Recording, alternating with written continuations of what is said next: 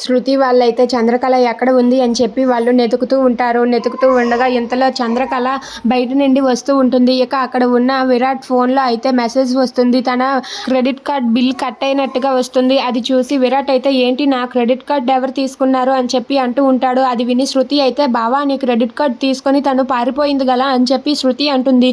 ఇంతలో అక్కడికి చంద్రకళ వచ్చి లేదు క్రెడిట్ కార్డ్ తీసుకొని పారిపోలేదు, క్రెడిట్ కార్డ్ తీసుకొని షాపింగ్కి వెళ్ళి వచ్చాను అని చెప్పి స్టైల్ కొడుతూ స్పెట్స్ పెడుతూ అక్కడికి వస్తుంది. అది చూసి అక్కడ ఉన్న శృతి, శాలిని, విరాట్ వీళ్ళైతే ఒక్కసారిగా షాక్ అయ్యి అలా చూస్తూ ఉండిపోతారు.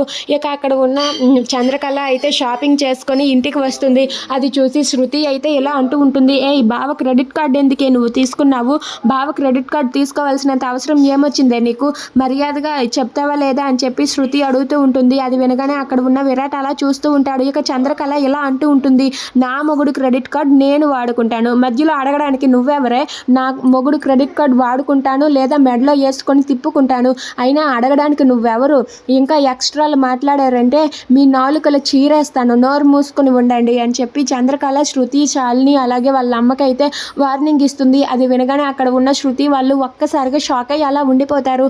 ఇక అక్కడ ఉన్న చంద్రకళ అయితే నా మొగుడు బిల్లు నా మొగుడు నేను పే చేసుకుంటాం, అడగడానికి మీకు ఛాన్సే లేదు, ఎక్కువ వాగారంటే మీ నాలుకలు చీరేస్తాను, నోరు మూసుకొని ఉండండి అని చెప్పి చంద్రకళ వార్నింగ్ ఇస్తుంది.